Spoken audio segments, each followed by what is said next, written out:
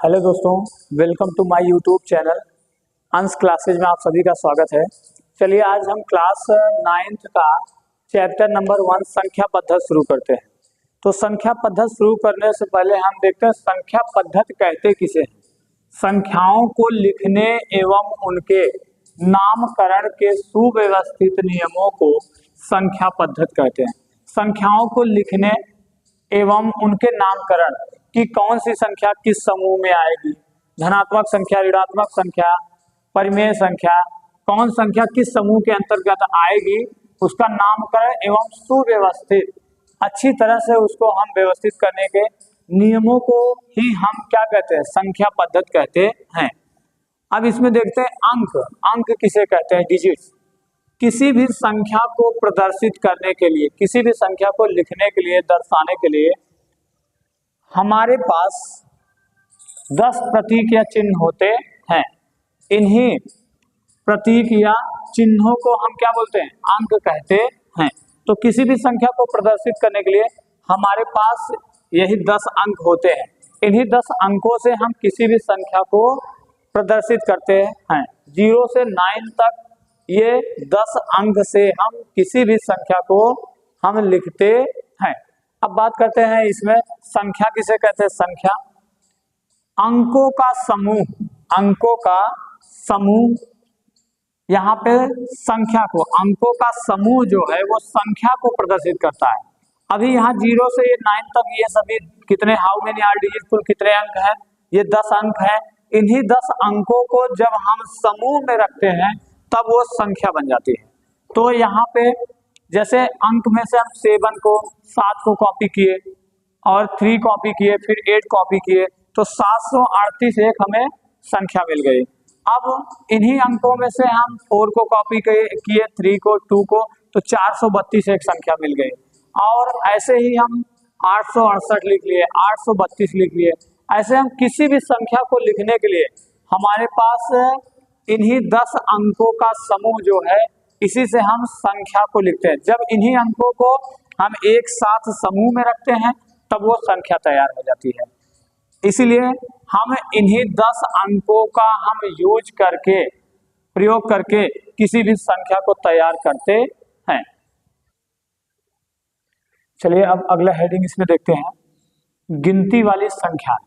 गिनती वाली संख्याएं किसे कहते हैं। Counting numbers. गिनने में प्रयुक्त होने वाली संख्याओं को गिनती वाली संख्याएं कहते हैं। गिनने में प्रयुक्त होने वाली संख्याओं को हम गिनती वाली संख्या कहते हैं।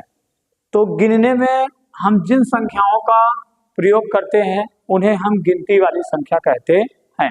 जैसे अगर हम कह दें कि मेरे पास एक मार्कर है, तो इस मार्कर को गिनने में हम जिस संख्या का प्रयोग कर रहे हैं वे गिनती वाली संख्या है। कह दें यहाँ पे वो एक व्हाइट बोर्ड है, तो हम इस व्हाइट बोर्ड को जिससे गिन रहे हैं वो एक गिनती वाली संख्या है। जैसे कर दें मेरे पास 10 बुक है, तो 10 बुक क्या है, 10 क्या है, 10 एक गिनती करने वाली संख्या है। हम किसको काउंट कर रहे हैं, गिनती कर रहे हैं बुक को, कि हमारे पास 10 बुक हैं।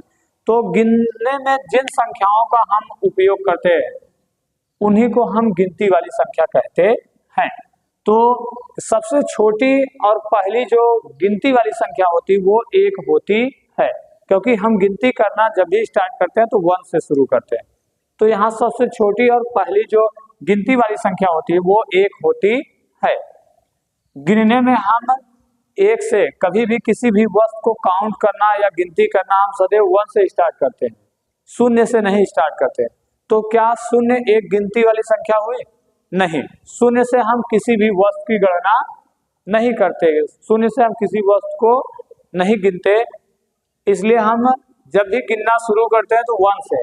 तो यहाँ पे 1 जो है वो सबसे छोटी और पहली इसमें गिनती वाली संख्या होती है। जैसे अगर हम आपसे कहते हैं कि 0 गिनती वाली संख्या क्यों नहीं होती, जैसे हम कहते हैं मेरे पास 0 मार्कर है, तब ये तो हम इसको काउंट कर सकते हैं, गिन सकते हैं। तो 0 से क्या इसकी गिनती हुई? नहीं। इसीलिए 0 एक गिनती वाली संख्या के समूह में नहीं आता। अब अगली हेडिंग है इसमें, प्राकृतिक संख्याएं किसे कहते हैं, नेचुरल नंबर्स। जिन संख्याओं से किसी भी वस्तु की गणना की जाती है उन्हें हम क्या बोलते हैं, प्राकृतिक संख्याएं कहते हैं। इसे कैपिटल एन से प्रदर्शित करते हैं। तो प्राकृतिक संख्या किसे कहते हैं, तो जिन संख्याओं से हम किसी भी वस्तु की गणना करें, अपने चारों तरफ जितनी भी वस्तुएं दिखाई दे रही हैं उनको गिनती करने में हम जिन संख्याओं का प्रयोग करते हैं उन सभी संख्याओं को हम प्राकृतिक संख्या कहते हैं। जैसे हम कह दें राम 10 पेन खरीदा। अगर राम कितने पेन को खरीदा, 10 पेन को खरीदा, तो यहाँ पे ये पेन क्या है, वस्तु है, और कितनी पेन को खरीदा है उसकी क्वांटिटी बता दिया कि 10 पेन को खरीदा है। तो ये 10 जो है एक प्राकृतिक संख्या होगी, क्योंकि इस 10 से हम किसी भी वस्तु की, वो वस्तु क्या है, पेन है, उसकी हम गिनती किए। तो जिन संख्याओं से किसी भी वस्तु की हम गिनती करें, गणना मतलब गिनती करना, जिन संख्याओं से हम किसी भी वस्तु की गिनती करें, गणना करते हैं, उन्हें प्राकृतिक संख्या कहते हैं। इसे कैपिटल एन से प्रदर्शित करते हैं। एन बराबर मझले कोष्ठक में 1, 2, 3, 4 ... ये इनफाइनाइट प्राकृतिक संख्याएं अनंत तक होती हैं। अब हम बात करते हैं नोट टू रिमेंबर में कि सबसे छोटी और पहली प्राकृतिक संख्या क्या होती है, 1 होती है। सबसे छोटी और पहली प्राकृतिक संख्या 1 होती है, क्योंकि हम जब भी गिनती करना, काउंट करना शुरू करते हैं तो सदैव हम 1 से शुरू करते हैं।